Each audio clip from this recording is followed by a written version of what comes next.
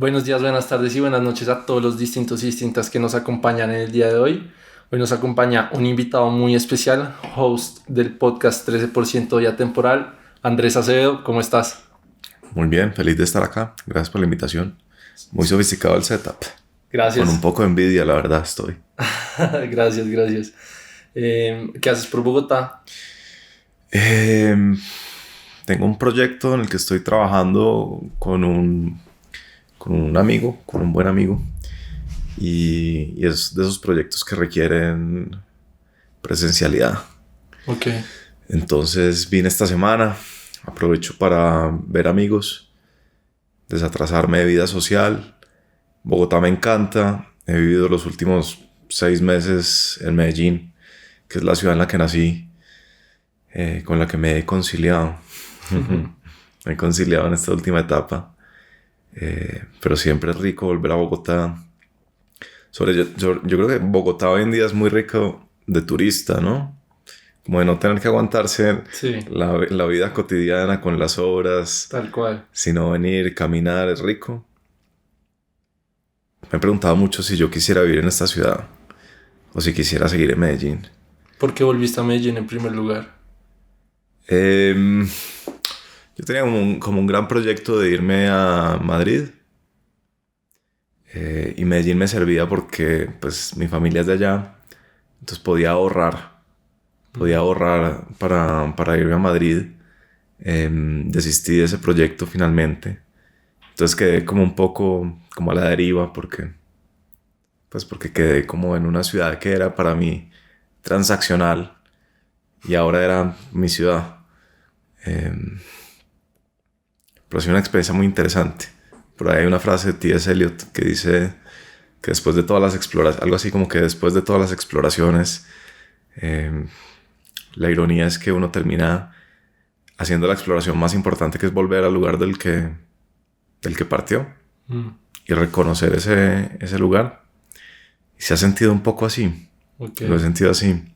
Y para mí Medellín siempre ha sido ciudad de amores y de odios, pero siento que es como una ciudad que me tiene mucho cariño a mí, entonces como que soy un desgraciado por no reciprocar ese amor. Entonces pues sí, como un año curioso de unos aprendizajes muy profundos sobre el tema de las raíces, de dónde es uno, de qué significa vivir en un sitio, qué significa todo este nuevo mundo moderno en el que parece que no hay ningún precio a pagar por ser un nómada digital, ¿cierto? Okay. Yo creo que a tu generación ve sí. la idea instagramera de vivir en cualquier parte del mundo con mucho desprendimiento de las cosas. Y no es así. No, y con mucha aspiración, como que si esa fuera como una vida superior. Y uno nunca se pregunta cuál es el precio. Sí. ¿Cuál es el precio de no tener arraigo? Sí, eso que dices siento que es muy cierto, y al menos en mi caso personal, mis papás también siempre me inculcaron como esa idea de emigrar, de salir del país. Me decían, no, mijo, es que aquí este país está en la ruina, pura corrupción, las calles. O sea, usted tiene que hacer una maestría en otro país, ver cómo sale. Y yo crecí con esa mentalidad, y lo que tú dices, como que para mí vivir en otro país era la única alternativa, y lo otro era como no ser exitoso. Pero pues ya he cambiado de mentalidad y sí me doy cuenta de que cada cosa tiene su precio. No es tan fácil como desprenderme de la ciudad en la que he vivido toda mi vida, 23 años, dejar a mi familia, empezar una vida en otro lugar. Eso tiene ciertos costos emocionales que siento que en el discurso que siempre me decían mis papás nunca lo valoraron tanto. Obviamente ellos siempre quisieron lo mejor para mí, y también siento que fueron como sus sueños frustrados de hacer vida por fuera, pero eso obviamente trae un costo del que no se habla tanto. No, yo creo que también para los papás, para gente de la generación de tus papás, supongo, también hay un tema de pues querer siempre lo mejor para los hijos, y pues esta es una ciudad maravillosa, pero con un tema serio de seguridad. Tal cual. Yo creo que para ellos debe ser muy difícil conciliar la idea de que su hijo esté expuesto a eso, y yo creo que parte de ese discurso tiene que ver con eso. Sí, Eso es cierto, ellos me han dicho, así tenga 20, 30, 40 años, si yo salgo por la noche y ellos saben, ellos no pueden dormir tranquilos. Claro. Son gajes de Bogotá. Sí, son gajes de Bogotá y parece que es como la situación que nos tocó. Yo igual pues en el fondo de mi espíritu siempre seré un optimista, entonces pues yo creo que lo hemos normalizado, pero es irremediable que lo vayamos a componer eventualmente. O sea, esto no... Sí. O sea, ¿quién dice que tiene que seguir siendo así siempre? Porque no me puede acostar un papá tranquilo, una mamá tranquila por la noche en Bogotá sabiendo que su hijo está de fiesta. Claro, pero es mucho más fácil como mandar al hijo a otro país que en verdad arreglar la situación de toda una ciudad. Ah, sí, total. Pues Sí. si uno se va como por eso, como por esa idea estoica de lo que uno controla, lo que no controla, Tal cual. pues uno controla el hecho de si tiene los recursos de mandar a su hijo a otra ciudad en la que ya está bien la sociedad, ¿cierto? Ya Sí. es una ciudad pues decente, ¿no? Como dicen muchos ricos bogotanos, que a mí me da risa, una sociedad de salvajes. Que dicen que Colombia es una sociedad de salvajes. Pues sí, claro, desde ese punto de vista pues tiene mucho más sentido Sí, incidir en esa dimensión. Tal cual. Pero entonces, digamos, ahorita con todos estos aprendizajes entre Bogotá, Medellín, el hogar, lo que no es hogar, Sí. ahorita ¿te quieres venir o vas a seguir en Medellín? No sé, sigo pensándolo. Ok. Sigo pensándolo. Hay algo sobre el hecho de estar yendo y viniendo. Sobre viajar y llegar a Bogotá como con ojos de turista. Que es como un Sí. concepto que a mí me gusta mucho. Como cómo es la vida si uno está de viaje. Y cómo puede uno diseñar un sistema para sentirse por lo menos una buena parte de su año de viaje, en ese sentido, ¿cierto? Sí, como romantizar todo lo que pasa. No, ni siquiera romantizar, es más como apreciar. Ok. Porque romantizar sería imaginarse que esto es idílico, pero cuando uno llega de turista, gran parte de lo que pasa ahí es que lo está viendo por primera vez. Es muy estimulante porque todavía no se ha vuelto paisaje. Y es muy curioso cómo uno puede revivir eso en su misma ciudad. Sí. Entonces hace 2 días estaba con un amigo caminando por la Séptima, como a las 6 o 7 de la noche. Y veía yo esos edificios, esas luces. Me sentía pues como el pueblerino que por primera vez llega a la gran ciudad. Y eso lo logré viniéndome una semana a Bogotá, que tampoco es una cosa costosísima. Pero esa sensación de verlo todo y decir, yo nunca había visto ese edificio. O yo nunca me había fijado en lo interesante que es que en Bogotá haya un flujo de peatones mucho más fuerte que en Medellín. ¿Qué significa eso sobre una ciudad en la que hay más gente caminando por sus calles y no como sucede en Medellín, que solo la gente... Puras motos.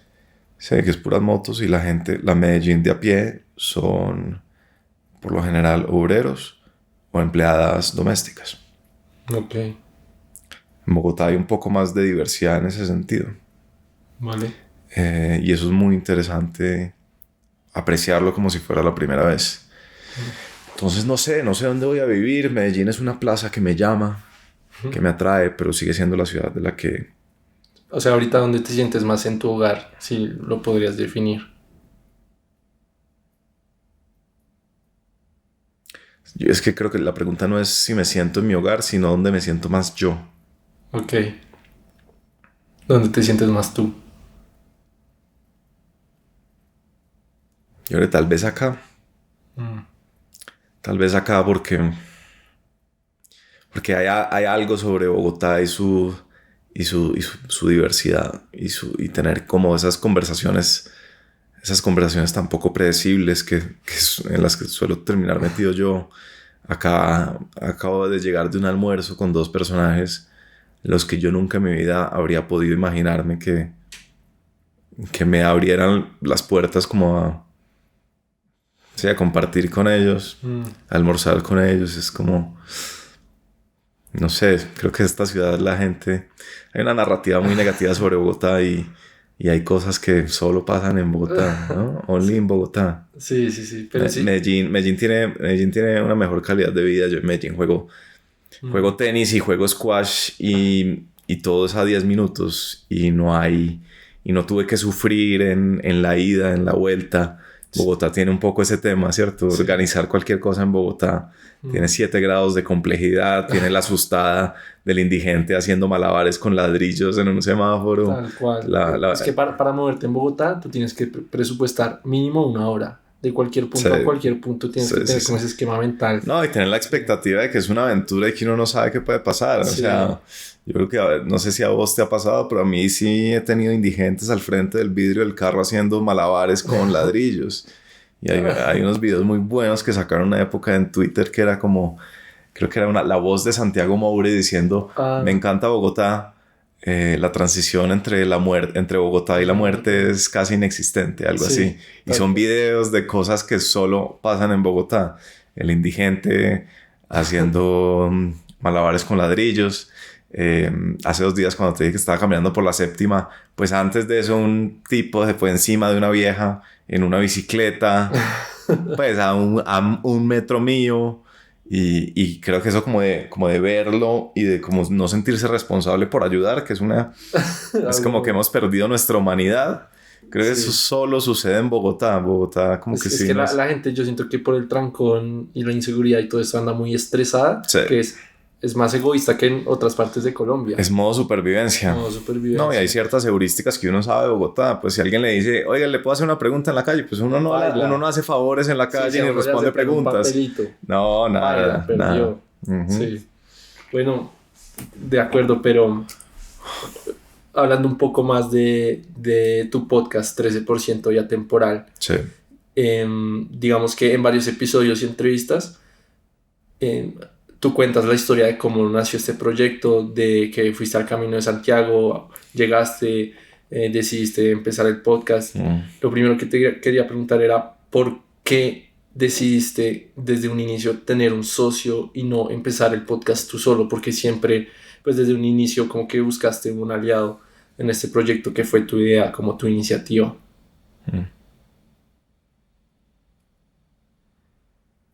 Porque, digamos, yo cuando me decidí por hacer este podcast por allá en diciembre, no me imaginaba a alguien como a mi lado. Tenía claro que quería ser yo, como que quería hacer algo por mí mismo, por primera vez en mi vida.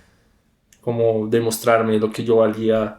Sí, lo tomé así. No sé, digamos tú, ¿qué pensabas en ese momento? No, yo creo que hay algo en lo que los dos estamos de acuerdo y es que empezar es muy difícil. De acuerdo.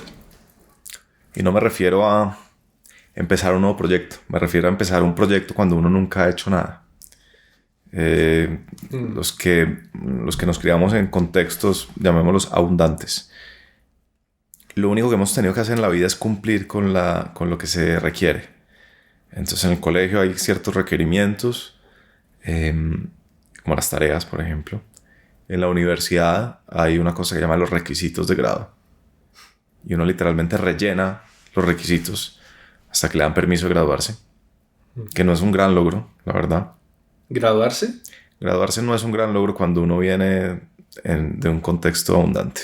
Ah, ok. Creo yo. Okay. Esa foto de me siento muy orgulloso. No estoy seguro. La universidad es como una etapa como de que uno... Tenía que cumplir, tenías que hacer. Uno pasa bueno, uno estudia, claro, pero uno no hace una cosa, uno no hace una gran gesta que uno diga, uff, qué orgullo. O por lo menos esa no fue mi experiencia. Pues mira que yo tenía como esa visión cuando ya había terminado y iba a hacer el grado. Como que yo ya se había terminado todo, ya estaba trabajando y toda la gente me hablaba del día de mi grado, no sé qué, celebrar, y yo tampoco sentía como que hubiera algo que celebrar. No me sentía con tanto mérito, tampoco sentía que tanto show por algo que no había sentido tan difícil era meritorio.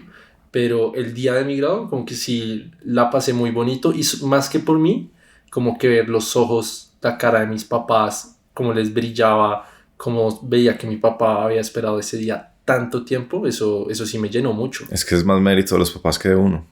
Bueno, ahí estamos de acuerdo. O sea, le brillan los ojos porque hay esfuerzo detrás de sacar un hijo adelante. Sí. Pero que el hijo se haya graduado de la universidad, pues Está polémico. puede que haya gente que no esté de acuerdo con esto. Es polémico. Y es polémico decirlo, pero por lo menos en mi caso, Derecho en los Andes.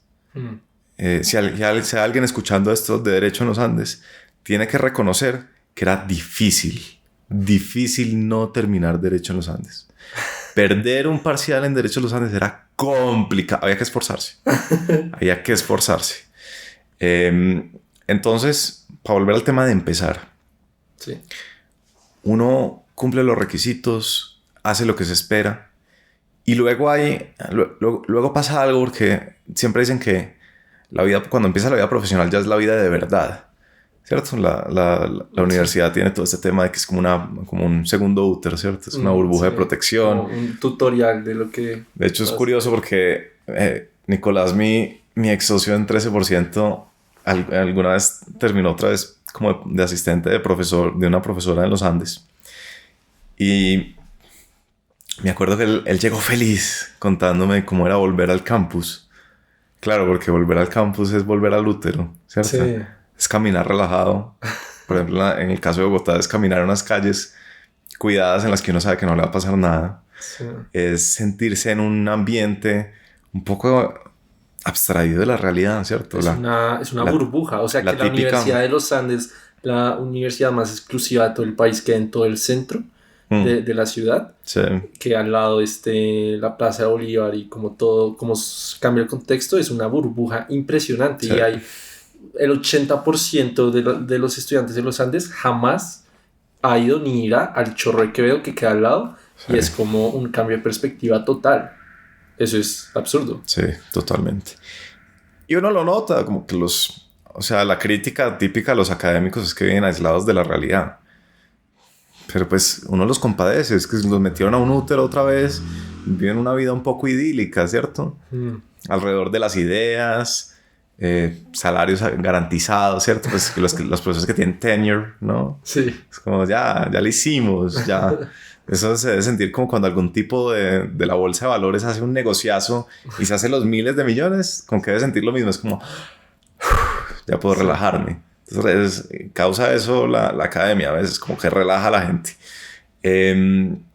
Y entonces, todo esto para decir que, pues, cuando uno hay una manera de hacer la transición hacia la vida profesional, creo yo, en la que uno puede extender un poco esa sensación de tranquilidad. Y es tener un trabajo en el que a uno le dicen qué hacer y uno hacer lo que le dicen que tiene que hacer. Ok. Y hay otra manera de enfrentar la vida profesional, que es algo que uno, nuevamente, crecido en un contexto de abundancia, nunca ha tenido que sufrir, que es hacer cosas por voluntad y por iniciativa propia. O sea, el emprender. Pero no es emprender. Ok. Porque uno puede estar en un trabajo y hacerse cargo de su cargo. Que es muy diferente a cumplir con su cargo. Cuando uno se hace cargo de su cargo, o cuando uno arranca un proyecto, yo por ejemplo no digo que lo mío sea un emprendimiento. Yo no creo que haga parte de la misma categoría. De acuerdo. Pero cuando uno arranca un proyecto, uno ahí tiene que empezar. Y entonces... A mí me cuestiona mucho esta gran pregunta sobre cómo se empieza. Y yo creo que yo en ese momento, cuando iba a empezar, cuando nunca había hecho nada por iniciativa propia, pues lo primero es que uno no sabe para dónde coger, ni cómo empezar a moverse, ¿cierto? ¿Cuál es la diferencia entre hacer y moverse? Porque entonces alguien dice, no, pues, ¿qué es empezar un emprendimiento? No, pues abrir una página en Instagram. ¿Lo es? Esa es una acción que lleva a poner a girar las ruedas del momentum. Okay. O eso es movimiento que da sensación de progreso, pero que no es verdadero acción. Como que no agrega el valor necesario al proyecto. No empiezas a construir el proyecto, sino que estás haciendo unas cosas cosméticas que te aplacan Te dan esa satisfacción de que estás haciendo algo. Y te aplacan la incertidumbre de, pucha, necesito hacer algo para que esto empiece a moverse.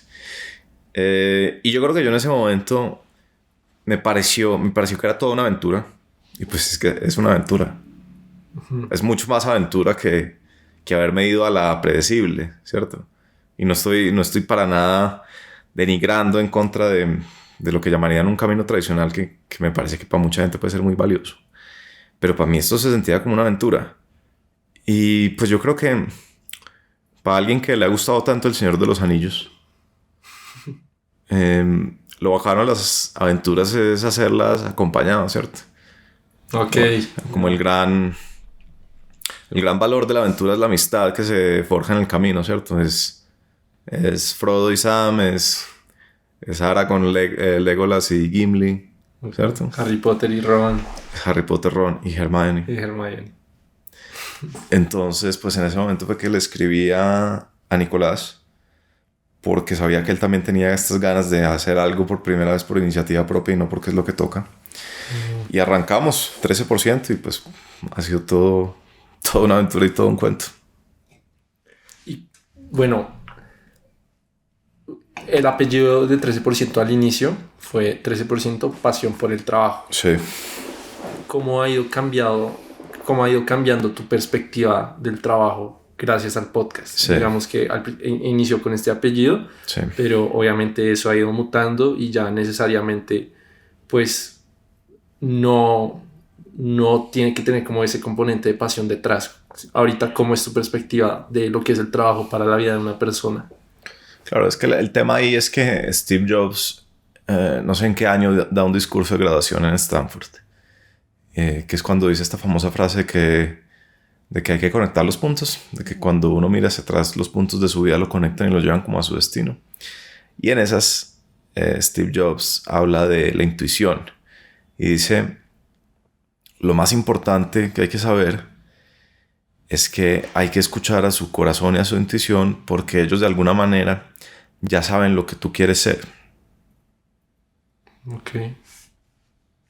Y el mensaje de él era un poco: hay algo con lo que vas a vibrar muy particularmente, y tu labor en la tierra es conectarte con eso que te hace vibrar.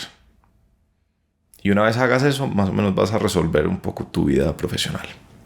Que ese es el tema de la pasión, ¿cierto? Esa es la pasión. ¿Qué es lo que te apasiona? Uh-huh. Y yo creo que ese discurso de Steve Jobs pegó mucho culturalmente.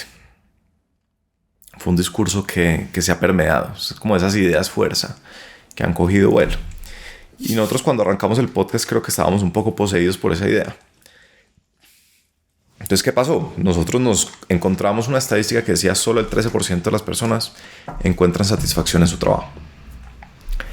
Y entonces nosotros decíamos, si tan poquita gente, si solo 13 de una muestra de 100 personas, ¿cierto? Si vos tenés 100 personas reunidas en un salón, se supone que 13 de esas les gusta su trabajo y 87 de ellas detestan su trabajo. Eso debe ser porque solo 13% han tenido el coraje, como decía Steve Jobs, de seguir su intuición, que era seguir su pasión, ¿cierto? Entonces nosotros al principio pensábamos, el tema de que la gente odie trabajar es porque a la gente le ha faltado cojones. Sí. A la gente le ha faltado saltar al vacío. La fuerza de voluntad de saltar al vacío. Y muy pronto nos dimos cuenta que ese no era el caso. Hay gente que ha tenido todos los cojones del mundo y ha hecho cosas inesperadas y ha cumplido sueños que parecen imposibles, ¿cierto? Es el baterista de Morat, ¿no?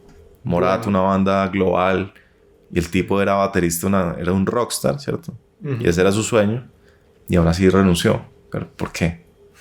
Y renunció cuando estaba empezando a despegar. O sea, él ya sabía que eso iba a ser enorme, y ya lo estaba viviendo, ya tenía la recompensa de que ya estaba empezando a ser enorme. ¿Por qué renunció? Entonces ahí es cuando uno se da cuenta que el tema del trabajo es más complejo que eso. ¿Cómo veo yo el trabajo hoy en día? Yo creo que es muy útil verlo como una oportunidad y no como una transacción. La mayoría de la gente lo ve como algo que hay que hacer, ¿cierto? Hay gente que lo tiene que hacer para sobrevivir. Hay gente que lo tiene que hacer para ocupar su tiempo. Y yo creo que cuando uno lo ve como una transacción de tiempo a cambio de dinero, el trabajo necesariamente se vuelve un villano, ¿cierto? Uno nunca quiere Uno nunca quisiera cambiar su tiempo por plata, ¿cierto? Como que el espíritu humano necesita un poco más de eso. Sí, necesita más significado. Y eso además es una dinámica muy frágil. Cuando uno solo lo hace por plata, pues es muy probable que uno no tenga la suficiente motivación para reponerse ante las cosas que hay que reponerse en los trabajos. Ante un jefe que sea un hijo de puta, ante un problema grandísimo, ante una confusión existencial. Entonces yo creo que el trabajo es más útil verlo como una oportunidad. Creo que a nuestra generación en particular tiene un problema, y es que probablemente somos los más narcisos de la historia de la humanidad. Sí, ahí yo diría que mi generación se siente con derecho a todo, como que siempre es esta mentalidad de víctima y yo merezco, yo quiero, tengo derecho a... Es muy narcisista. Sí, también es una generación instagramera, creyendo que lo más importante es cómo se va a ver esa persona haciendo algo, ¿cierto? Sí. Y no se enfoca en eso que hay que hacer. Y yo creo que a nuestra generación, y me parece que una de las grandes cosas que se han perdido sobre el trabajo es la vocación de servicio, ¿cierto? Que es un poco olvidarse de uno mismo. Y yo vine a este mundo, y la manera como a mí me gusta verlo es, vine a este mundo y tengo un talento especial. Por alguna razón tengo unas predisposiciones en mi espíritu, en mi ser, que me permiten ser muy bueno haciendo cierto tipo de cosas y no otras. ¿Cómo puedo hacer ese tipo de cosas para servir a alguna causa que me importe? Esa es la manera como yo lo veo hoy en día. Como algo de... Por un lado es egoísta, porque yo soy mejor que nadie más haciendo ciertas actividades. Es egocéntrico. Pero por un lado es altruista. Porque esto que yo sé hacer mejor que nadie tiene resultados positivos para esta sociedad. Así lo veo yo. Vale.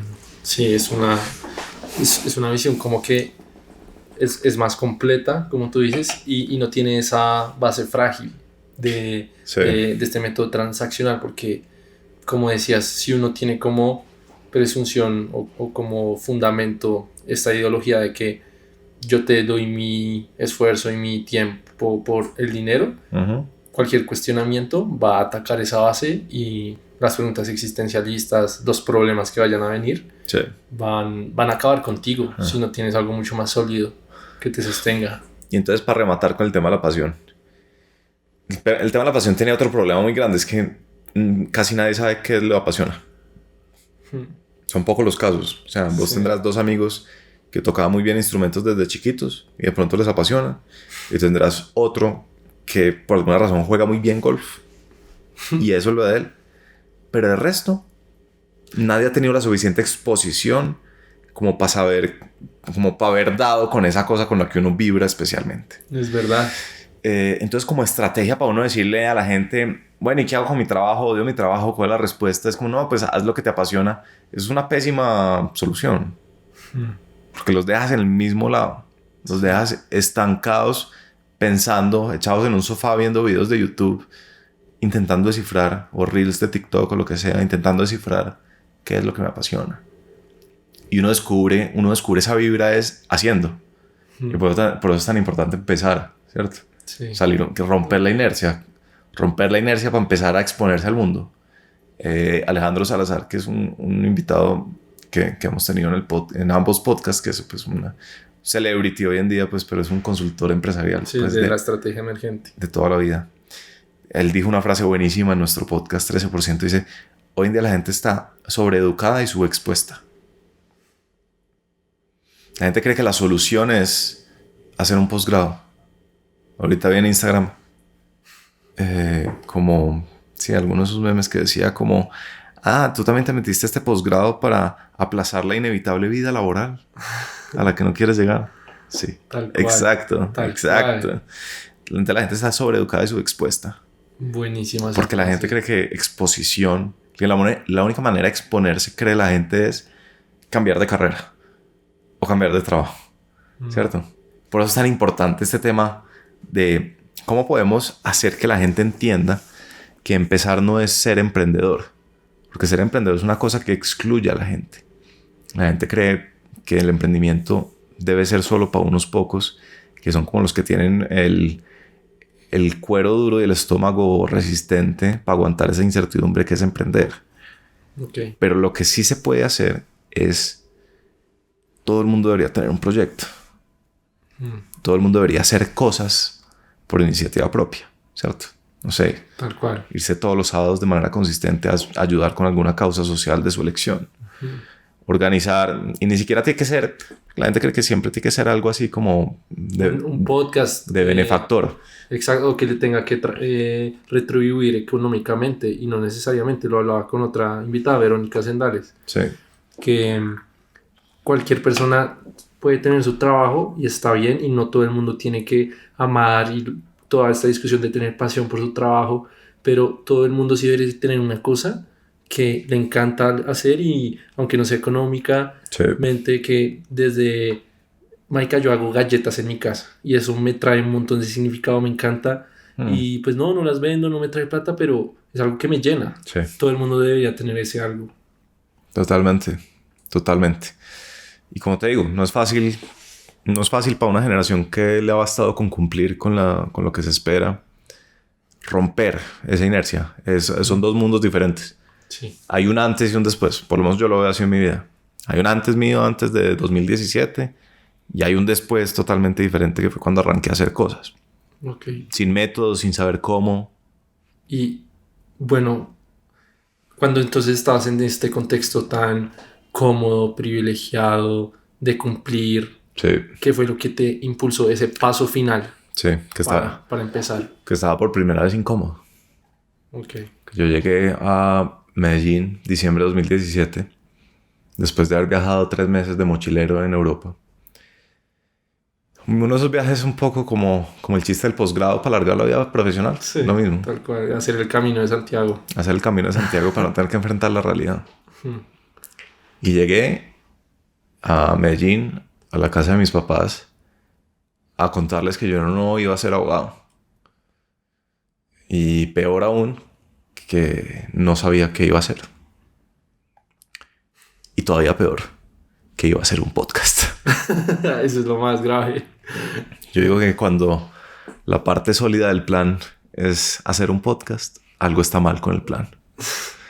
Y esa era la parte sólida. Yo dije, yo creo que pues voy a hacer un podcast y creo que escribir. O sea, la parte fuerte de mi plan era podcast, para que calcules. Y tuve esa conversación y mis papás ni siquiera me intentaron disuadir por el hecho de ya haber estudiado Derecho 5 años y por el hecho de que Derecho fuera mucho más promisorio, sino que simplemente me dijeron, es que no tenemos plata. O sea, no hay plata para que andes montando podcast por ahí. Para financiar estos caprichos adolescentes. Y yo creo que cuando uno está en esa situación, ahí sí que uno está incómodo. Ahí sí que uno tiene sentido de urgencia. Muchas veces la gente no cambia porque no tiene suficiente urgencia. Y cuando me dijeron, es que no tenemos plata, era como si hubieran cogido el dial de la urgencia y lo hubieran hecho así.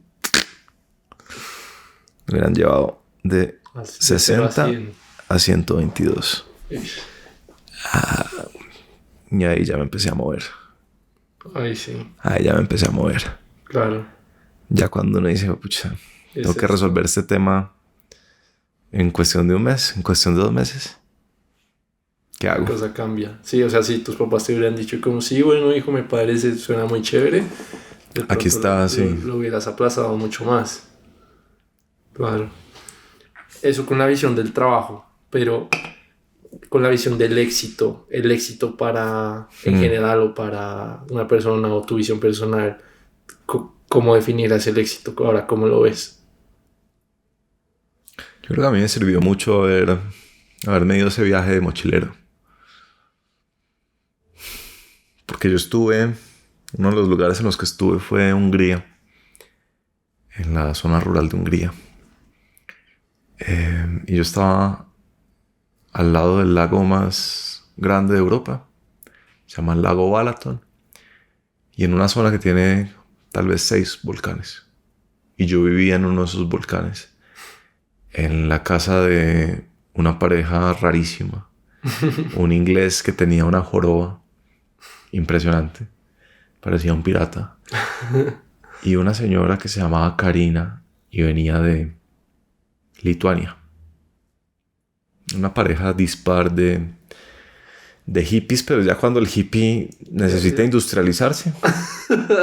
Entonces tenían un Primera viñedo. generación de hippie. Sí. Ya cuando se dan cuenta que necesitan algo de qué vivir. Sí. Tenían un viñedo y tenían un restaurante vegetariano. El tipo era un chef increíble.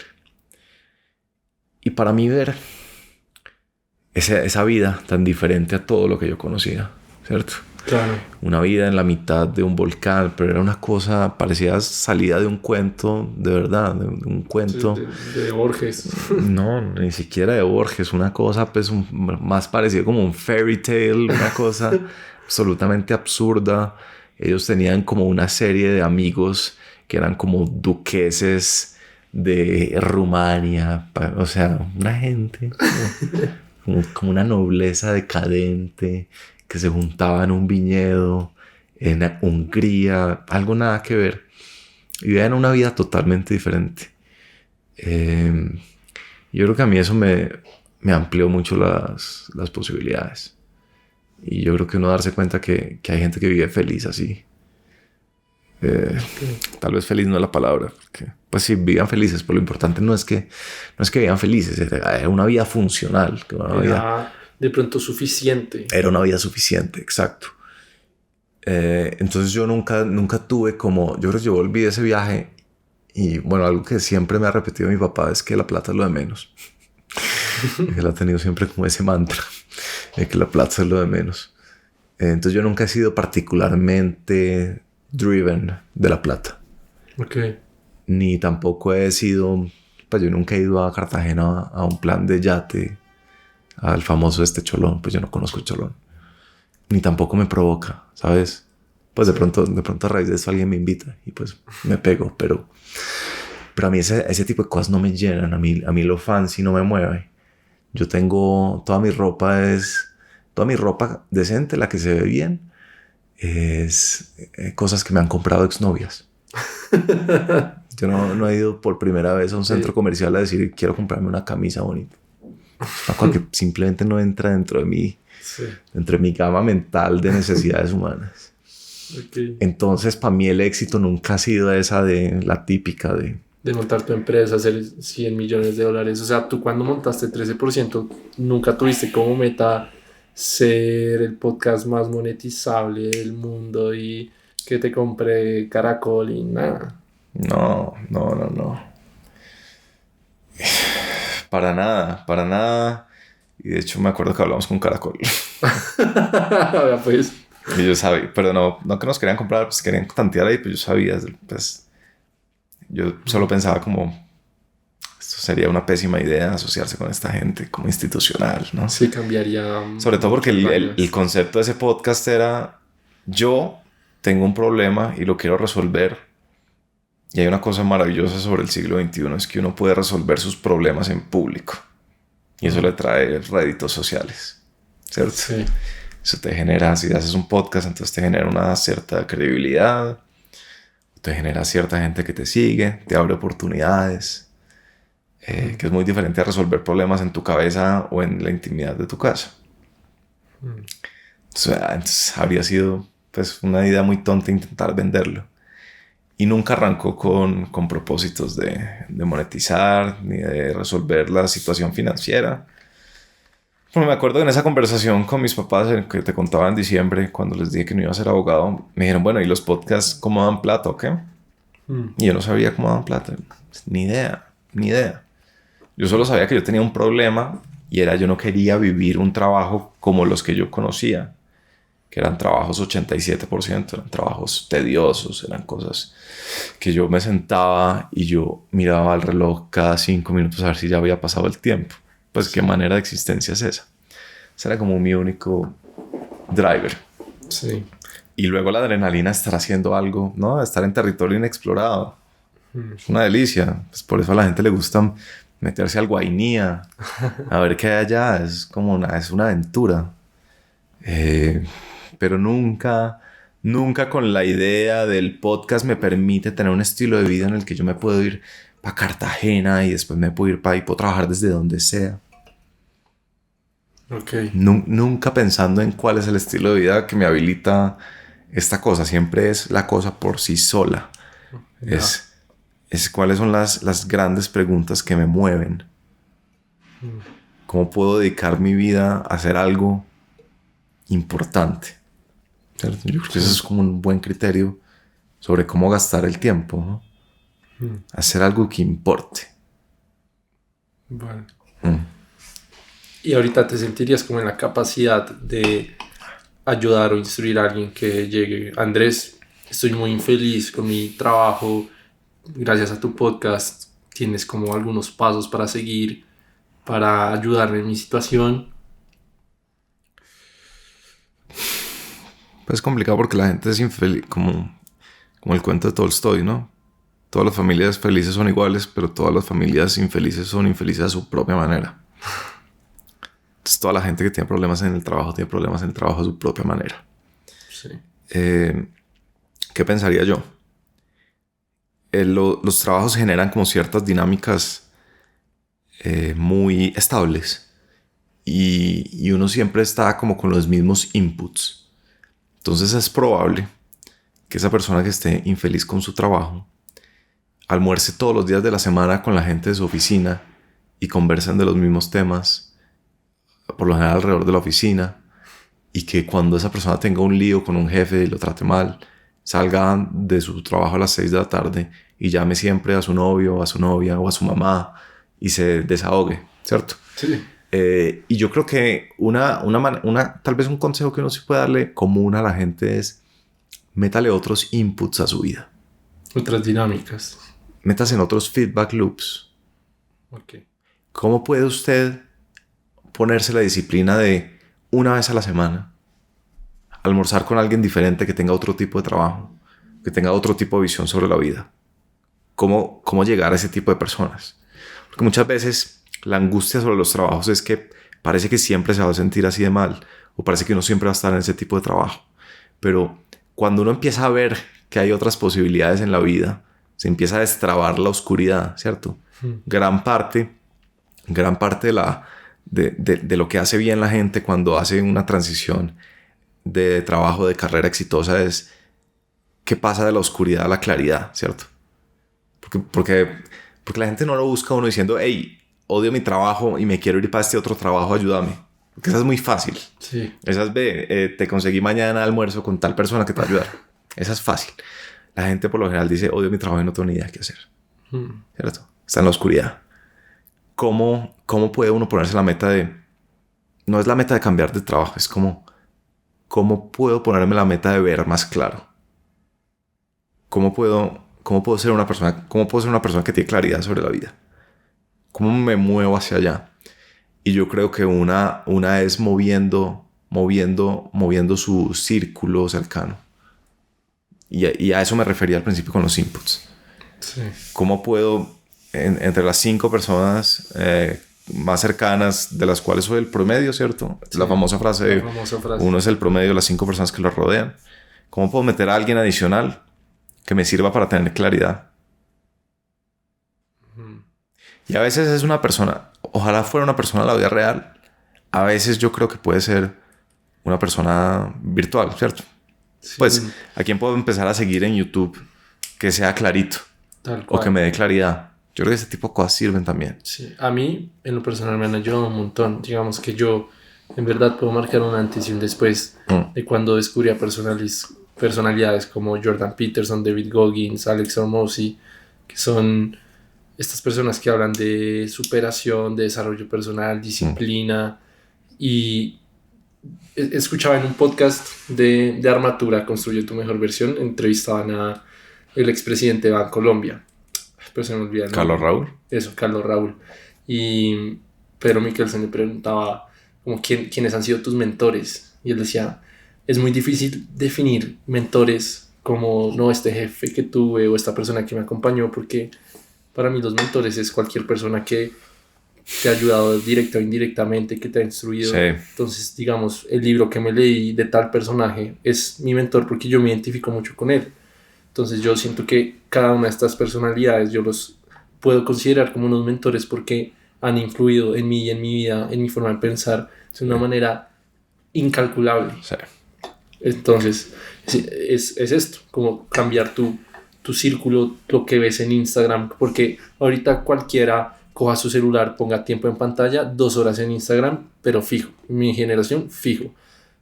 Imagínese lo que puede pasar si usted en este momento sigue a 5 personas que piensan que le harían un poco más de valor a su feed. Sí. El algoritmo lo coge y esos cambios los van a ver reflejados poco a poco. Este man Hormozi tiene una cosa que me gusta mucho y es que habla mucho de inputs y outputs.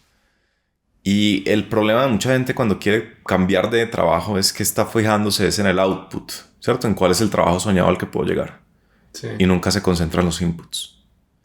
Pero lo que es muy obvio y lo que dice Hormozi y lo que todo el mundo le va a sonar como, tiene toda la razón, es que uno es función, uno es resultado de sus inputs, no de los outputs con los que uno sueña. Okay. Uno controla sus inputs. Entonces vos controlas que empezás a consumir contenido de esta gente, a leerte los libros de esta gente. Así como podrías controlar el hecho de que uno de tus inputs es que almorzás con el tío exitoso al que siempre has querido emular, ¿cierto? Hey, tío, ¿qué hiciste? ¿Cómo me ves? ¿Cómo crees que puedo? Porque yo creo que los inputs son muy importantes. A mí también me han servido mucho este tipo de personajes como los que mencionas. Pero si hay una diferencia cuántica que yo he sentido en la vida son los mentores. Yo sé que vos ves a estos como mentores y puede que lo hayan sido. Pero la diferencia entre un mentor de carne y hueso y un influencer y un content creator o un autor de libros o una personalidad pública, ¿cierto? Es no sé, 100x, 1000x. O sea, alguien que se fije, que te conozca, que se fije en tu proceso y que te dé consejos personalizados. Eso hace toda la diferencia. Entonces yo creo que es importante lo que dices de tener como estos referentes positivos, pero creo que no hay que desestimar la búsqueda y no tiene que ser una búsqueda oficial. A mí me escribieron estos días que querían que yo fuera su mentor y si a uno lo buscan así a uno no le provoca. Ok. Porque estas son relaciones que se generan muy orgánicamente, muy intuitivo. Es alguien que ve algo en vos y dice, a este pelado le podemos ayudar. Y no tiene que ser una cosa formal y con frecuencia predefinida, ¿cierto? Yo creo que los mejores tipos de mentores son los que uno llama en cualquier momento y simplemente a medida que van sucediendo las cosas y se puede ver, no sé, una vez al mes o una vez al año incluso y tener como este tipo de interacciones en las que les dice, hey, te veo que estás como haciendo estas 3 cosas y te lo dicen difícil, pues. A mí hay uno que me dice, todavía no sé cuál de tus 2 brazos te tenés que cortar. Y refiriéndose a 13% y a Temporal, que es el podcast, el otro podcast que hago. Y me dicen, porque a un mentor le diga eso, no sé cuál de los 2 brazos te vas a tener que cortar. Son cosas duras. Sí. Pero a alguien a veces le tiene que decir esas cosas a uno, que lo ponen a uno a pensar en otra dimensión, hacerse preguntas que nunca se ha hecho, entonces a empezar a ver cosas que uno nunca ha visto, posibilidades, ¿no? Mucho de esto es tener nuevas posibilidades en el horizonte. Y ahora, pues tú creaste también este podcast con una motivación de, digamos, resolver un problema de esta visión del trabajo. Cuando llega una persona y te dice, Andrés, la verdad, escuché tus episodios, me ayudaron un montón, me movieron, me cambiaron. Sí. ¿Qué sientes? ¿Cómo vas a tener ese feedback? Pues en ese momento de como pucha, o sea, cumplí, lo hice. ¿Qué sientes? Pues he tenido diferentes momentos. Al principio era muy emocionante, la verdad. Que en Desconocidos tuviera ese impacto, como que parece mentiras al principio. Uno cree que uno va a subir la cosa pues allá a internet y pues nadie va a ver eso. Entonces no solo que la gente lo vea, sino que a la gente le impacte. Eso es una cosa tremenda al principio.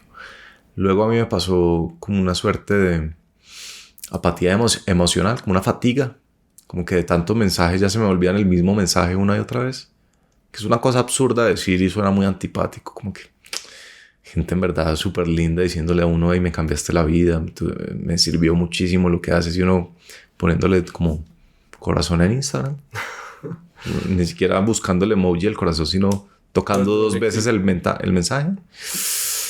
Tuve una etapa larga de eso, de estar ya como fatigado de recibir como todo ese cariño. Y ya recientemente cada vez como que cada mensaje lo intento apreciar mucho. ¿Qué cambió para que volvieras a apreciar? No, pues que cuando uno se vuelve un hijo de puta la gente deja de escribirle. Ok, sí sentías como que había que volver a dar un poco de cariño recíproco. Sí, también uno cuando los 20 son muy raros porque uno durante diferentes momentos de los 20 cree que lo tiene todo resuelto. Le pasa apenas se graduó de la universidad, le pasa apenas tiene en medio un pequeño aviso de que es exitoso. Y yo creo que pues a mí me ha pasado eso muchas veces. Y estoy a un mes de cumplir 30. y creo que esa parece como sabiduría de la vida, ¿no? Del universo. De pegarle a uno totazos cuando cree que todo lo tiene resuelto. Entonces creo que eso lo vuelve humilde a uno. Sí, tal cual. Entonces ya cuando uno es humilde, uno dice, pucha, qué bueno ser útil. Me vi el documental de Arnold Schwarzenegger. ¿Ya lo viste? ¿El de Netflix, Arnold? Arnold. Me vi el episodio del culturismo. Vételo todo, muy bueno. Okay. Y Arnold tiene una filosofía de vida muy sencilla y es: be useful and stay busy. Sé útil y mantente ocupado. Y yo creo que la humildad de aceptar que uno es útil y de que uno puede ayudarle mucho a la gente, eso es como wow. Es un privilegio muy fuerte cuando uno lo piensa. Y uno, entonces, claro, los 20 uno con sus maricadas y su faceta de que uno es todo bad boy, cuando en realidad uno no es bad boy. Entonces creo que cultivé mucho esa imagen de que yo era un hijo de puta. O sea, ¿te gustaba como proyectar esa imagen? Claro, pues nada más sexy que un desgraciado, ¿no? Que me vean que le importa un culo. Okay. El importaculismo es muy atractivo. Y yo creo que yo estaba cultivando esa faceta, y por eso también como que pues cuando uno empieza a aparentar se vuelve un poquito. Sí. Uno nunca aparenta impunemente. Siempre que uno aparenta se le pegan cositas de eso que uno está pretendiendo ser.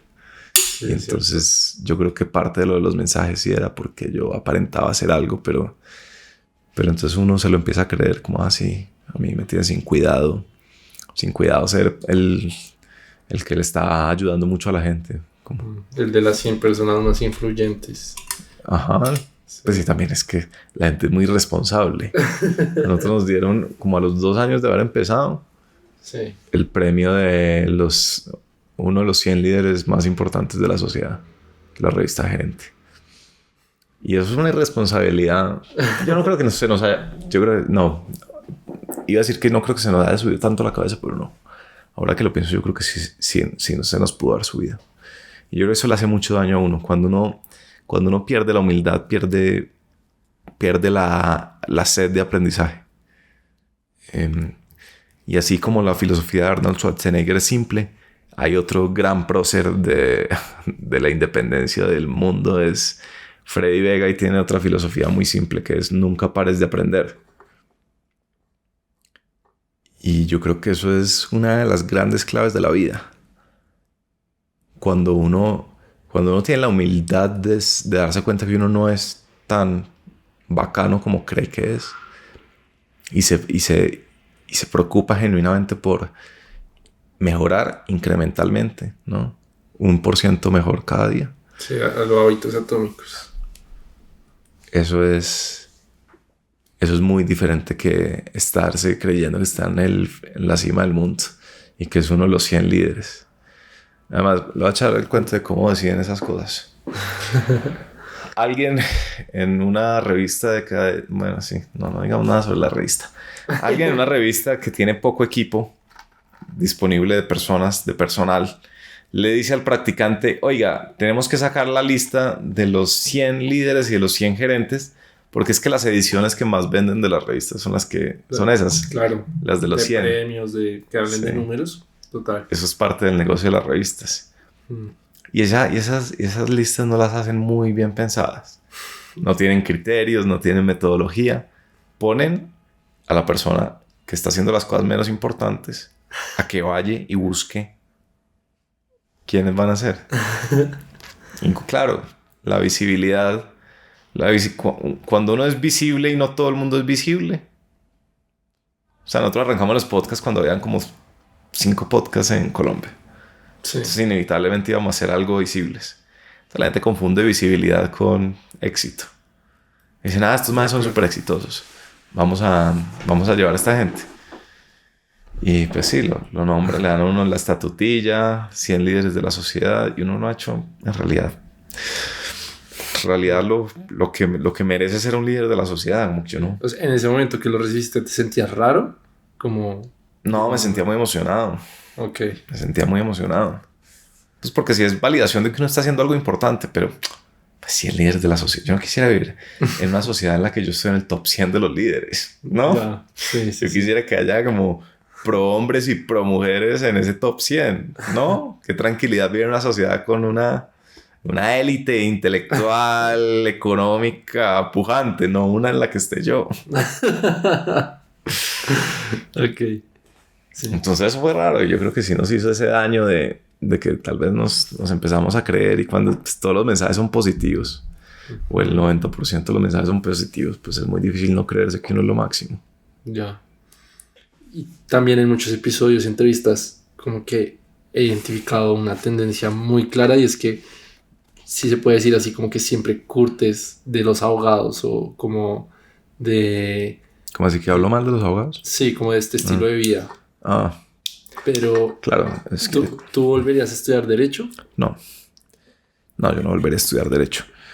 Pues yo sí quiero hacer una precisión sobre eso. Yo creo que no es por los abogados como tal. A ver, yo creo que Colombia como sociedad sí tiene un problema de un exceso de abogados. Sí, de acuerdo. Un exceso de abogados. Esta sociedad sería diferente si no sé, la mitad de esos abogados estuvieran en otros trabajos. Porque eso tiende como a... Necesitamos crear trabajo para estos abogados. Entonces, pues que nos inventamos para que haya como trámites innecesarios, pero que den trabajo, ¿cierto? Sí. Eso es desde el punto de vista social. Ahora, desde el punto de vista personal, no tengo nada en contra de los abogados. Pues muchos de mis mejores amigos son abogados. Y creo que en parte también de esto que decís de que en muchos episodios, pues, no hablo en los mejores términos sobre los abogados, tiene que ver con que es muy difícil cómo se forma la personalidad del ser humano. A veces uno se forma no de la manera más bonita, sino en oposición a lo que ya ha sido. Entonces yo creo que era en parte de eso. Como yo ya... Okay. Eso era lo que yo ya conocía, ¿cierto? Ser abogado. Sí, y sabías que no querías eso. Y eso era lo que yo sabía. Eso era lo que yo sabía que no quería hacer. Entonces, como una manera como de verle todo lo malo. Sí. Verle todo lo malo y formarme en oposición a eso. Ya. Yo creo que es un poco ese tema. Entonces, si no hubieras estudiado Derecho, ¿qué hubieras estudiado ahora? No sé, ¿sabes? Como que la historia cada vez me interesa más. Pero no sé si las carreras de historia son lo que yo quisiera cuando hablo de historia. Pues yo siempre te he visto un perfil muy de economista. Y ¿sí? Como que en Twitter siempre, no sé, hablas con mucho economista. Sí, no tengo ni idea de economía. Creo que en parte por eso también como que me gusta tener interacciones con economistas. De hecho, muchos de mis podcasts son con economistas de Atemporal. Exacto, es que te he visto esa tendencia. Sí. Yo me di cuenta recientemente, cuando estaba haciendo como una aplicación para un programa o algo así. Mandé como 3 episodios y dije, me van a pensar que yo solo entrevisto economistas. No sé, los economistas como que volean mucho número para mi gusto. Ya. Pero me gusta, creo que comparto la vena social de la gran mayoría de los economistas. Yo creo que tienen como unas preocupaciones genuinas por cómo tenemos una mejor sociedad. Y por eso me gusta la historia, porque también la historia le permite a uno estudiar sociedades exitosas, estudiar pro hombres, pro mujeres, ver cómo los individuos pueden tener incidencia sobre el devenir de un país, de una nación, del mundo. También cómo las ideas pueden tener incidencia. Pero es una buena pregunta. Nunca me he preguntado si me le mediría ser economista. De pronto sí, de golpe. ¿Harías, no sé, una maestría, algo así? Yo haría una maestría como, no sé, como medio guapachosa, como una guachafita. Como que si alguien en Oxford te está escuchando y dice, este pelado deberíamos darle una oportunidad de que se venga para acá y lo dejamos a su libertad, a que esté leyendo libros todo el día en Oxford y pensando alrededor de ciertos problemas. A eso me le mido de cabeza. Ahí sí. Pero algo así como estructurado. Por ejemplo, un MBA yo no creo que lo haría. Yo tengo como muy claro una cosa y es... hay una pulsión muy fuerte por ser emprendedor. Cuando uno es independiente, cuando está como en este mundo creativo, hay una pulsión muy fuerte por volverse emprendedor. Sí. Es decir, ¿cómo puede usted coger su creación y empacarla de tal manera que sea una empresa? Y yo siempre he tenido la claridad de que yo no quiero ser el emprendedor número 1257. Yo estoy seguro que hay cientos de miles de personas con mucho más cabeza para los negocios. Ya. Y temperamento para los negocios, ¿cierto? Hay como unas... Sí, hay gente que yo veo negociando y digo, pucha, son unos tigres y a mí me da un susto. Con ellos también como esa habilidad de pasar los momentos difíciles, o sea, la angustia de no saber si tu empresa va a quebrar, de esos baches. Eso es una persona que puede aguantar eso. No, y lo otro es estar en un mercado competido y ver que esta gente está moviendo a todo y uno sentir que tiene que moverse a todo. Yo no tengo ese temperamento. Yeah. Y otra de mis claridades sobre el trabajo y sobre la carrera es, uno sí debería aspirar a hacer algo que pueda hacer durante mucho tiempo. Y aquello que se puede hacer durante mucho tiempo, yo creo que tiene que nacer de adentro. Tiene que ser una motivación pura y dura, intrínseca. Tiene que ser o una devoción por una causa o una obsesión con un oficio. Entonces, a mí el oficio de escribir me obsesiona. Okay. Y yo quiero escribir mejor que todo el mundo. Pues yo no quiero ser mejor empresario que todo el mundo. Ya. Entonces por eso, por ejemplo, no haría un MBA. Sí. Y entonces tú escribes porque te nace todos los días. No, de hecho no escribo todos los días, debería escribir todos los días. Este año me puse la disciplina de escribir todas las semanas. La he cumplido todas las semanas. Hoy mandé mi newsletter número 32. Quiere decir que yo 32 semanas escribiendo un texto corto todas las semanas.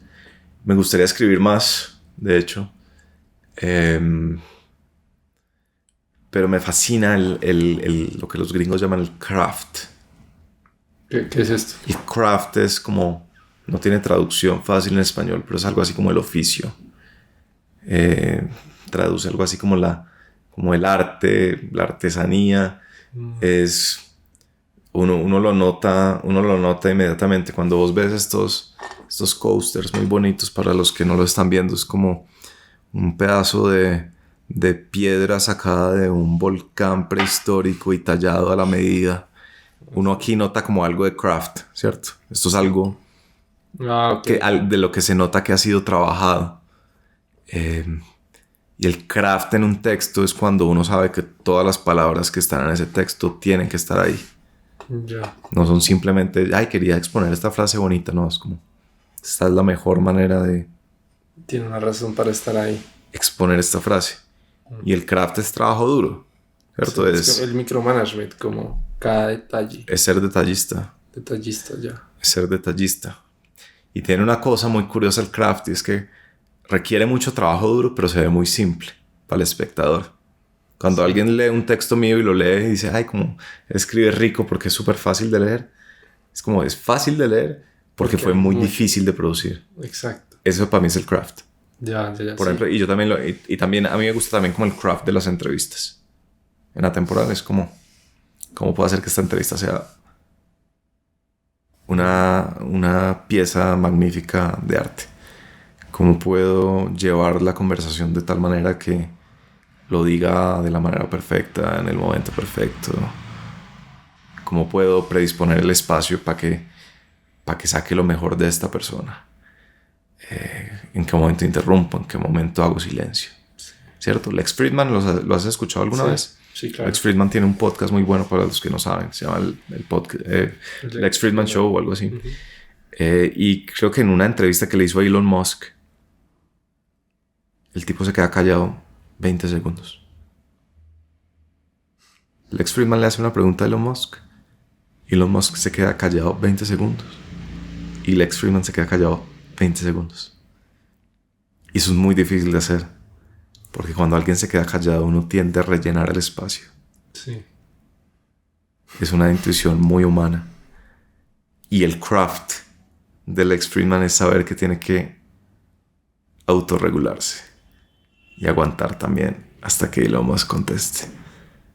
Y eso son cosas que no todo el mundo se da cuenta, pero Tal cual. cuando alguien las nota, cuando alguien las sabe ver, dice, este es un artista.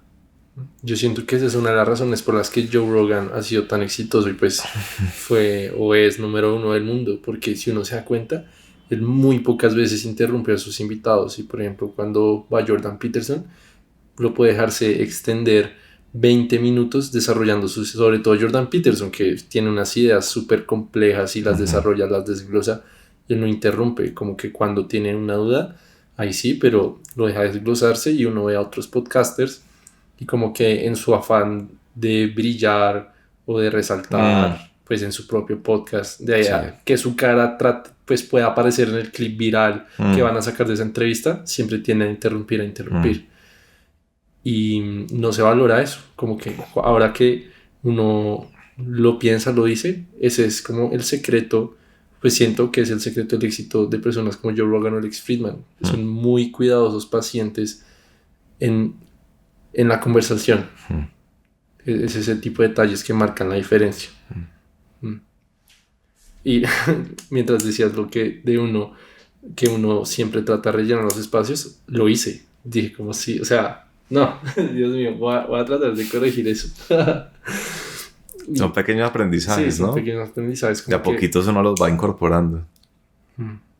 Yo también pues veo mis primeras entrevistas de temporada y puta, patético. Sí.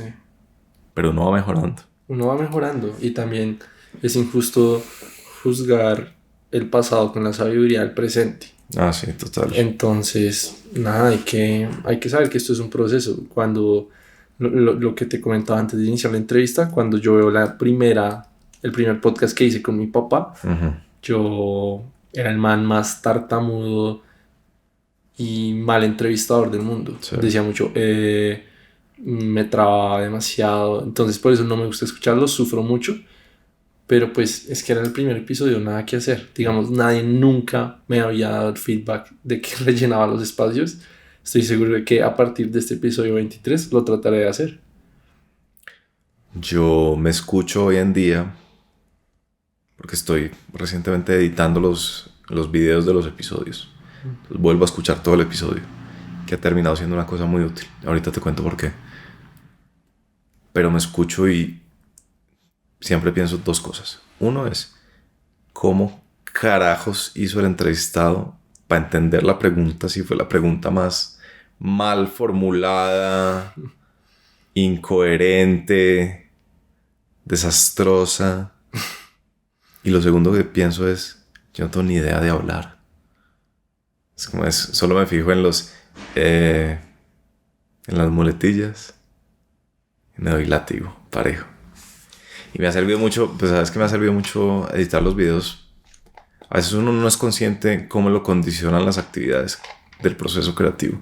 Entonces, por ejemplo, ahorita que hablaste lo de los clips virales y eso, y cómo el hecho de que vos saques clips de tus episodios y que sepas que alguno de esos clips se puede volver viral te condiciona para querer intervenir y poder salir en tu cara en un clip. No estoy diciendo que sea tu caso, pero a alguien le podría pasar eso.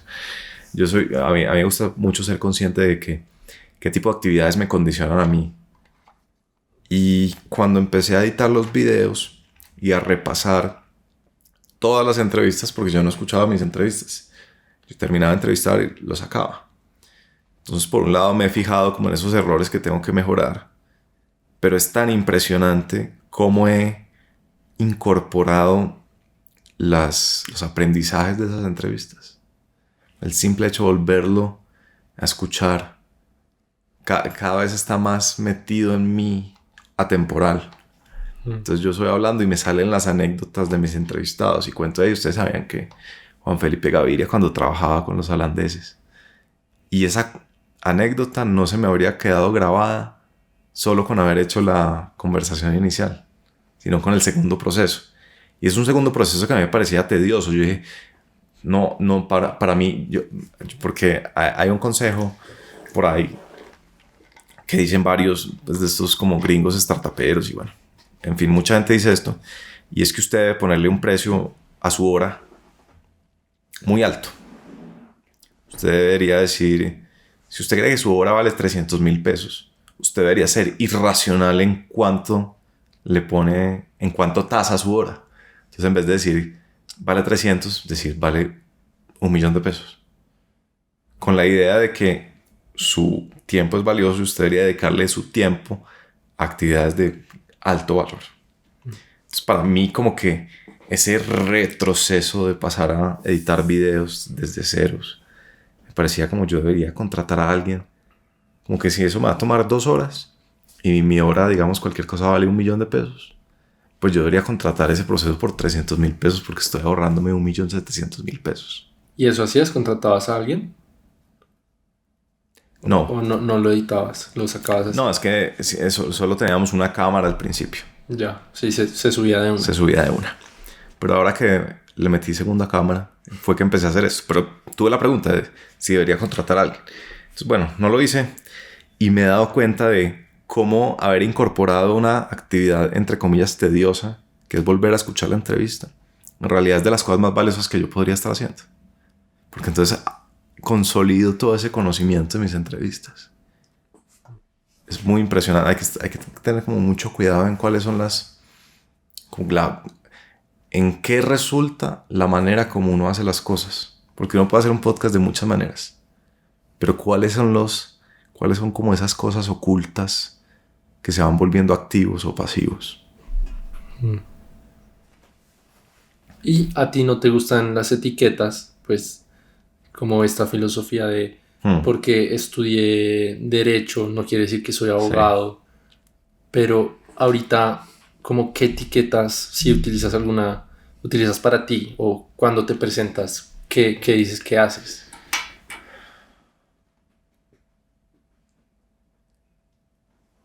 No, cuando me presento no. Porque no me acuerdo qué he dicho las últimas veces que me he presentado. Pero sí tengo una reflexión sobre ese tema de las etiquetas. Y es que yo veo como una obsesión grande por la identidad en nuestra generación. La gente quiere tener como esa conversación sobre la identidad. Y yo creo que la identidad es muy importante. Pero creo que la identidad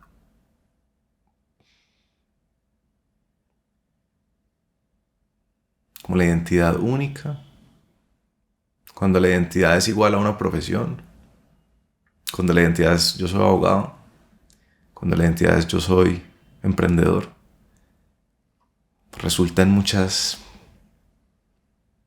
Tiene sus limitaciones, tiene sus problemas. A mí por eso me gusta más los referentes. Hoy en día los trabajos son tan amplios, son tan difusos, y uno como ser humano es tan amplio, es tan difuso, que encasillarse en una sola cosa, en una disciplina, si yo soy economista, yo soy emprendedor, yo soy podcastero, genera como mucha frustración, me parece a mí, como que lo encierra uno. En cambio me gusta decir, no es que me guste decir, pero me gusta pensar, como bueno, ¿y yo qué soy? Y yo soy alguien que se parece como a Ryan Holiday, que es un escritor, pero también tiene como una empresa de medios. también hace podcast.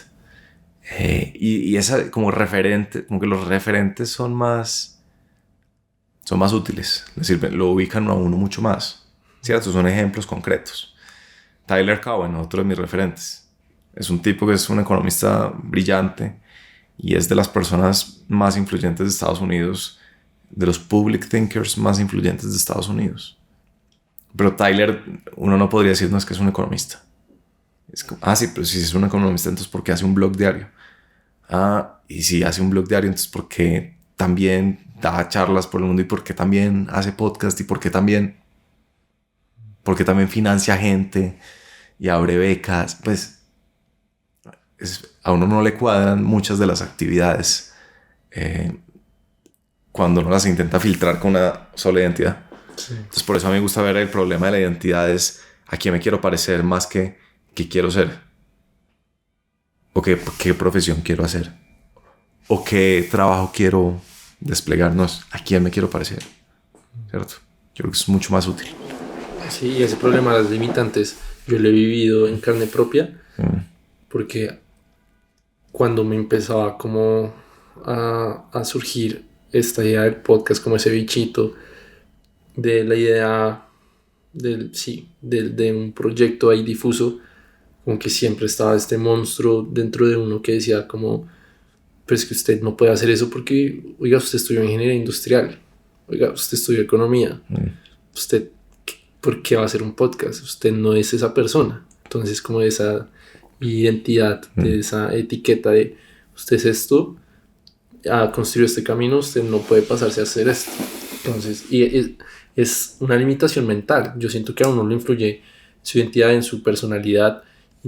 Uno lo siente ya intrínseco, como que uno no puede hacer ciertas actividades por esas etiquetas. Entonces se convierte en esas limitaciones. Sí, le restringe mucho el margen de maniobra. Las identidades son importantes porque si uno se lee Atomic Habits, por ejemplo, uno se da cuenta que una de las maneras más efectivas de desarrollar un nuevo hábito es creyéndose en la persona que hace ese tipo de hábitos, ¿cierto? Sí. Es decir, públicamente, no es que yo soy un corredor o yo soy yo no tomo Coca-Cola. Y entonces a la vez que es como una cosa útil, es también una cosa que limita.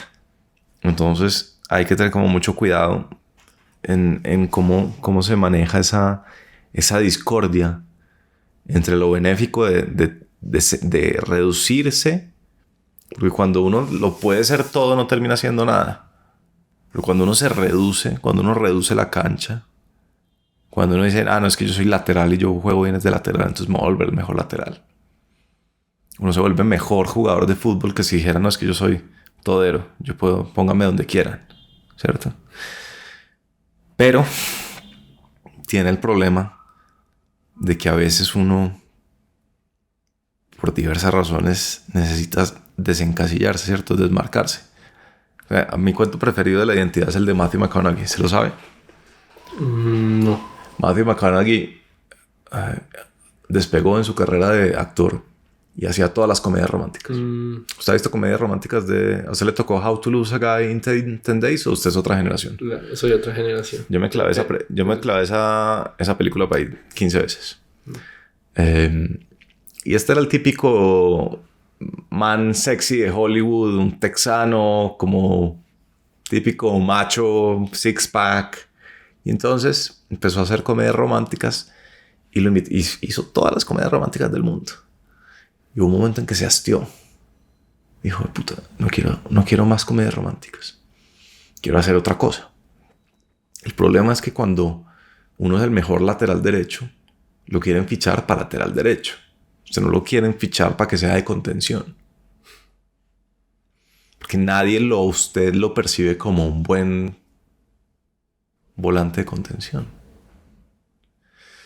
Y entonces a Matthew McConaughey le pasó que tomó la decisión, nunca más vuelvo a hacer comedias románticas. Tomó la decisión con su esposa y pasaron 6 meses y no le salía ninguna película salvo las comedias románticas. Lo llamaban todo el día, le decían, oiga, comedia romántica, no, no gracias. Oiga, comedia romántica, no gracias. Y el tipo sabía que tenía que aguantar, que estaba pasando el desierto, que tenía que tener como esa fuerza de voluntad.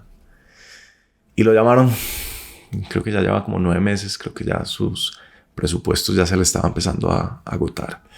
Y lo llamaron y le dijeron, oiga, le tenemos una película, es una comedia romántica, pero le vamos a pagar una cantidad absurda de plata, que son $8 millones. O sea, nunca a nadie le habían pagado tanto plata por hacer una comedia romántica. Imagínese usted estar llegando al límite de sus ahorros. Llevar 7 meses en que nadie lo busca para hacer lo que usted quiera, sino que el mundo una y otra vez le está repitiendo, usted es un man que hace comedias románticas. Y que le lleguen con la propuesta de hacer la película más lucrativa de su vida, una comedia romántica. Entonces Matthew McConaughey lo dudó, dijo no, yo definitivamente no me le mido. Y lo llamaron a los 2 días, y ya no son 8 millones, son 13. Y ahí otra vez lo dudó. Y finalmente lo rechazó y dijo no, yo no voy a hacer eso. Al mes de haber rechazado esa propuesta, le llegó su primera oportunidad para hacer un drama. Hizo un drama. Y fue un drama pues que yo no me lo he visto, creo que nadie se lo ha visto. Ni me acuerdo cómo se llama. Pues lo importante de esta historia es que a raíz de ese drama, el tipo ya dejó de ser lateral derecho y se volvió volante de contención. Y si no hubiera sido por esa desmarcada tan brava, ¿cierto? 9 meses en el desierto. Vaya y aguánteselos usted. Y con la tentación de $13 millones. Si no hubiera sido por eso, el tipo no habría hecho sus grandes películas, ¿cierto?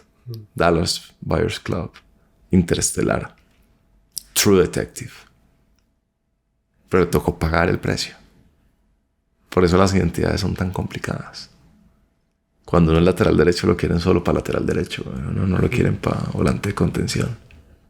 Por eso son tan complicadas las identidades. Tal cual. Y en ese tipo de profesiones mucho más. O sea, es muy típico que a los actores los encasillen en personajes y después quieren cambiar y baila. O sea, pues háblame de Nicolas Cage. Nicolas Cage. Pero es que Nicolas Cage ya actúa como Nicolas Cage. O sea, él no hace personajes, él se hace a sí mismo y uno ve siempre la misma persona. Sí, pero siempre están películas de acción. Exacto. Pero digamos, Harry Potter jamás podrá dejar de ser Harry Potter así. No sé, no estoy seguro de eso. Yo le tengo fe. Pero pues lleva tiempito siendo como hay que ver. Siempre el de Harry Potter. Él tiene una película muy buena que es sobre un cadáver. Búsquesela. Yo me vi una de unos cuernos. No salen cuernos. Pero no, esta es de que Harry Potter es un cadáver. Ah, ok. O el amigo de Harry Potter es un cadáver, no me acuerdo. Pero búsquesela, esa es buena. Se llama A Way Out of Here o algo así. Bueno, no sé. Okay. Una banda sonora muy buena. Sí, el caso es que es muy difícil. Sí, claro, es Harry Potter. Pues es como ver a Aragorn pues actuando, es que en otras películas. Sí. Pero no sé, hay gente con una habilidad muy, muy impresionante para superar su rol icónico. Sí. Y ahorita que bueno, partiste caminos con Nicolás del podcast 13%, sí. ¿Cómo fue este momento? O sea, fue muy duro llegar a esta realización de que había que tomar la decisión o sabías que era la decisión correcta y se tomó como con calma. ¿Cómo viste este momento?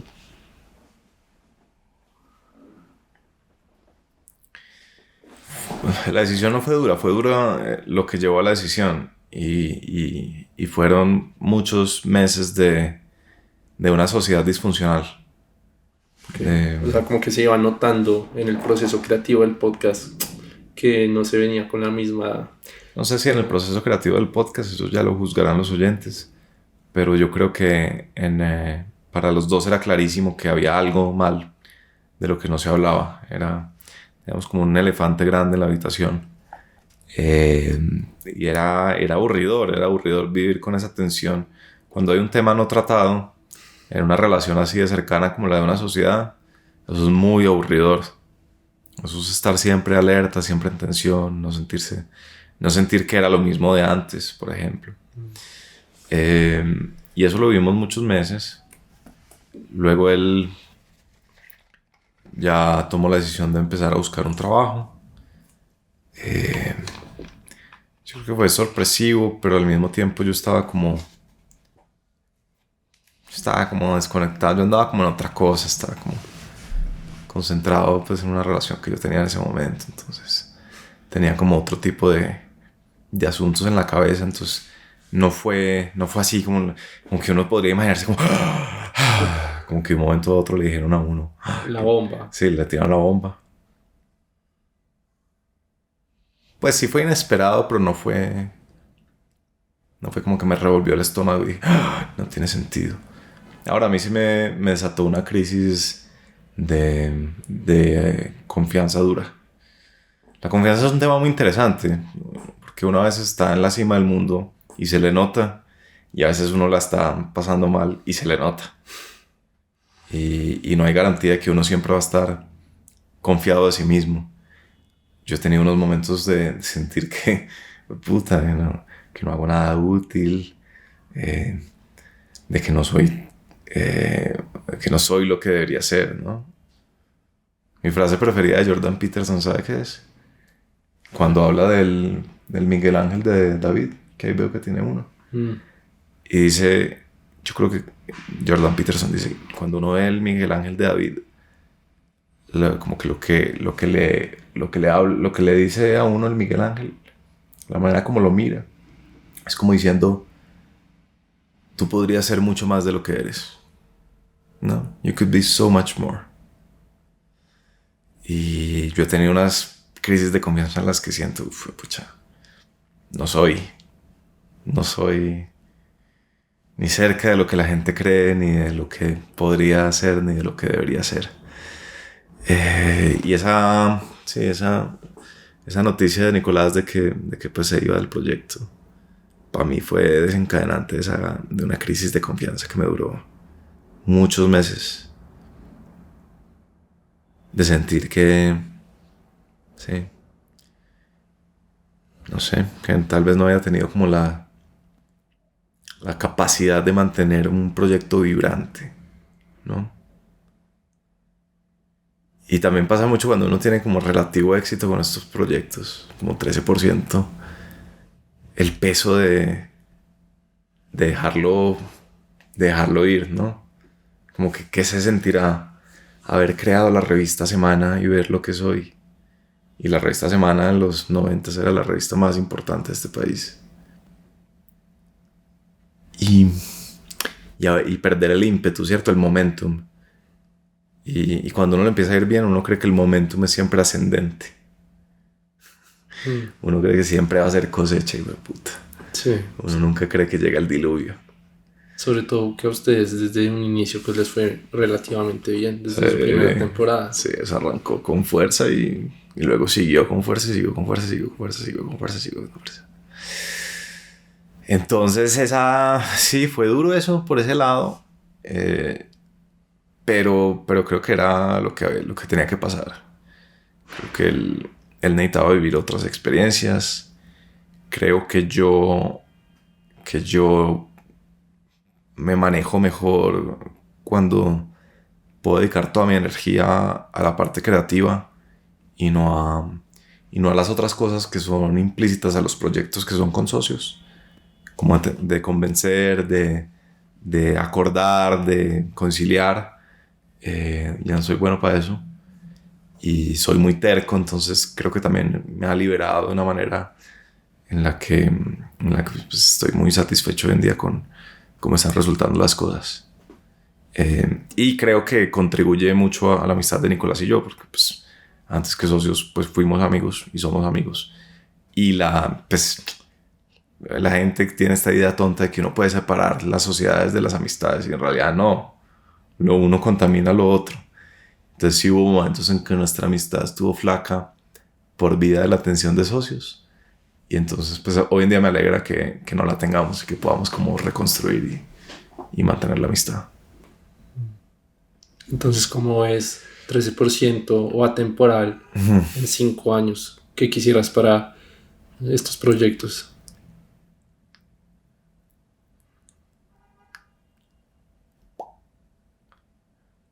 Nada, lo de Arnold Schwarzenegger. Que me mantengan ocupado y que sean útiles. Yo creo que Hay un consejo de los startuperos que a mí siempre me generó ruido y que hoy en día me parece mal consejo. Y es que uno siempre va a aspirar a ser latinoamericano. Como con esta idea de pensar en grande. Ok, Entonces aspirar a más. le dicen, no se limite a Colombia. O no piense solo en Colombia. Y creo que eso puede tener algún sentido desde el punto de vista de los negocios. Pero yo creo que los productos como con esa restricción creativa de, puta, no me salgo de Colombia. Voy a hacer algo sobre Colombia. Eso puede ser de las cosas más potentes que uno puede hacer. Porque es que una cosa es... La gente cree que es más difícil resolver problemas de la humanidad que problemas de Colombia. Y es verdad. Pero mucha gente que dice estar resolviendo problemas de la humanidad está escondiéndose de resolver problemas locales. A veces las cosas locales son más difíciles. A veces es más bonito decir que uno conecta, no sé, conecta al mundo. Pues como una frase vaga que no dice nada. Y que no tiene ningún resultado práctico esa empresa. En cambio uno decir, no, puta, yo hago el podcast que más le va a servir a Colombia en los próximos 5 años. Es una tarea muy, muy importante, pues yo cada vez siento que puedo hacer eso. Colombia tiene un problema muy grande y es que, y esto creo que se lo robé a Alejandro Salazar, que dice, su narrativa está cooptada por los periodistas y por los políticos, en su mayoría. Entonces no es sorpresa que gran parte de la conversación colombiana sea sobre cómo somos un pueblo maldito que solo ha generado violencia y víctimas. Pero Colombia es mucho más, es eso, pero también es mucho más. Y entonces yo creo que una cosa que hace Atemporal muy bien es darle vitrina a otros segmentos de la sociedad. También a políticos y a periodistas, sí. Pero también a empresarios y también a artistas y también a escritores y también a pensadores, que los hay en Colombia, pero que nadie sabía. Entonces, ¿cómo podemos empezar a tener una conversación diferente sobre Colombia? Y lo que yo sí estoy convencido es que las conversaciones sí determinan las realidades. Claro, si la conversación en Bogotá es que Bogotá es una maravilla para caminar, la gente vive muy diferente que cuando la conversación es Bogotá es la ciudad más peligrosa del mundo. Sí, todas las conversaciones como que permean tu percepción de la realidad. Exactamente. Entonces, ¿cómo podemos generar una conversación más productiva sobre Colombia? Y entonces ahí me voy de cabeza contra los startuperos. Puta, no quiero abrir México, Perú. Me importa un culo. Okay. Vamos a hacer el mejor podcast de Colombia. Y esta crisis de confianza que mencionabas un poco antes, ¿cómo la superaste? ¿O qué ayudó? A uno le ayuda mucho cuando le dan cachetadas cariñosas, francas. Y yo he tenido la fortuna de tener gente cercana, con más experiencia de vida, que me ha sabido poner en mi lugar. Entonces, mucha de esta crisis de confianza es relamerse en la propia miseria. Como que hay algo de rico en sentirse víctima. Y uno de mis entrevistados en Atemporal dijo una frase que incluso durante el podcast yo dije como, oh, puta, esta frase era para mí. Que decía, alguien le dijo alguna vez, cuando el tipo estaba en una crisis y se quería ir de donde estaba, le dijo, pero vení, vos estás teniendo lástima de vos mismo. Uno puede tener lástima del que sea, pero no de uno mismo. Y a veces es rico tener lástima de uno mismo, pero en el largo plazo eso no es productivo. Entonces creo que he llegado a esa conclusión. Es como, otra crisis de confianza tiene que ver también como con sentirme que el mundo es injusto, que como dice Gaviria, que la vida no es lo que imaginamos, sino lo que aprendemos a querer. Y nada, y darse cuenta que a veces a uno sí, pues uno tiene que resistirse a la vida. No hay una cosa muy útil en resistirse a la vida, sino a veces a la Theodore Roosevelt, ¿no? Es como, do what you can with what you have where you are. Haz lo que puedas con lo que tengas donde estés. Y una de mis canciones preferidas, que la he tenido pegada en toda esta crisis de confianza, se llama Making It Up, de Bob Schneider. Y dice, cuando llegue al cielo y esté Jesús, le voy a decir, well, I did what I could with what I was given. It surely isn't much. It's just made to do this living. Que traduce algo así como, bueno, hice lo que pude con lo que me fue dado. Seguramente no es mucho, pero basta para esta vida. De acuerdo. Bueno, Andrés, en verdad un placer. No sé si tienes un mensaje final para la audiencia. Sí, que escuchen mi podcast, que se suscriban a mi newsletter. Entonces se encuentran Atemporal en Spotify o en YouTube, si prefieren. Y mi página es acevedoandres.com y ahí se suscriben muy fácil a mi newsletter semanal. Sí. De hecho, cuando me preguntaste que si me conocía la de Matthew McConaughey, yo sabía cómo sonaba. En algún lado lo he leído. En algún lado lo he leído. Yo fui, madre, sí. Y apenas la empezaste a contar, yo, ay, pues ven el newsletter de este man.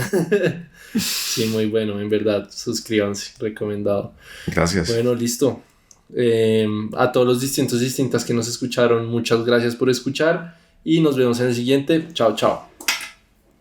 Muchas gracias. La disfruté.